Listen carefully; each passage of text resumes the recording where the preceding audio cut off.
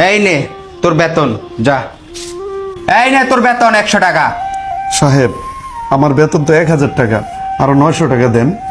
এই ছোট লোকের বাচ্চা, তোর কিসের বেতন দিব?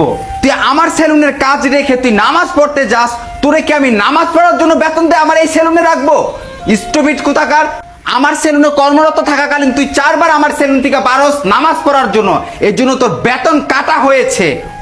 দেন দেন, বেশি করে দেন। আমি আপনারে কইছিলাম না নামাজি ব্যক্তি সেলুনে কাজেরাই কেন না, কারণ কাজ তুই তারা নামাজের টাইমটাই বেশি দেয়। তখনই আমি ভুল কাজ করেছি। তোর কথা যদি শুনতাম তাহলে এরকম অপয় একটা মানুষ আমার সেলুনে কর্মরত রাখি না। এই ওঠ। নামাজ হলো প্রত্যেক মুসলমানের জন্য ফরজ কাজ, তো আপনি ওনাকে গালাগালি করতেছেন কেন? আহারে, আল্লাহর অলিটা আইছে কেন? স্যার, ওরও কাজের থেকে বাদ দিয়া দেন আর আমারে ম্যানেজার সিটে বসাই দেন। দরকার হলে আমি এক তো নামাজও পড়বো না, আমি আপনার যত ব্যবসা আছে সব চাঙ্গে উঠাই দেবো। মাশাআল্লাহ মাশাআল্লাহ।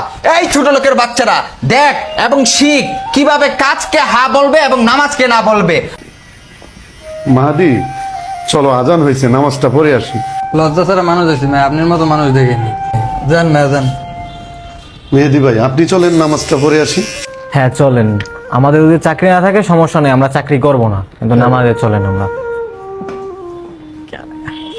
দাঁড়া, তোরা আবার কাজ থুইয়া নামাজ পড়তে দিতেছস, এবারকা বসের কাছে লাগায় তো চাকরির দিকে বার করমই।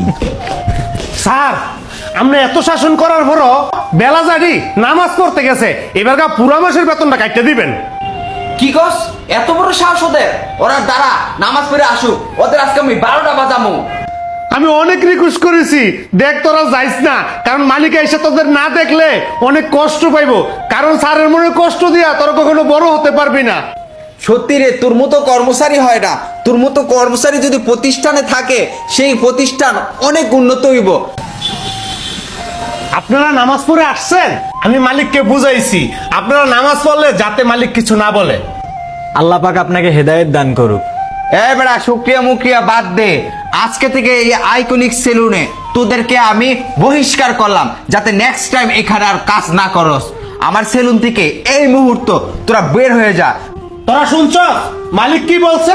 তোরা এক্ষুনি আমাদের সেলুন থেকে বের হয়ে যা।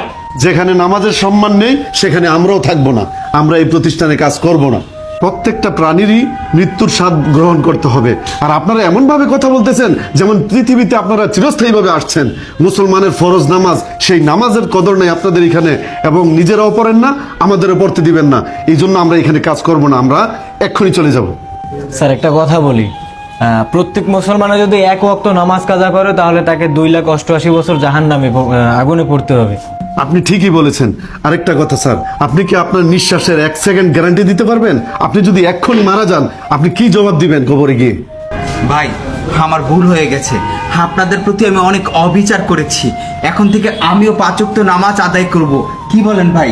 হ্যাঁ ভাই, আমিও 5 ওয়াক্ত নামাজ আদায় করব।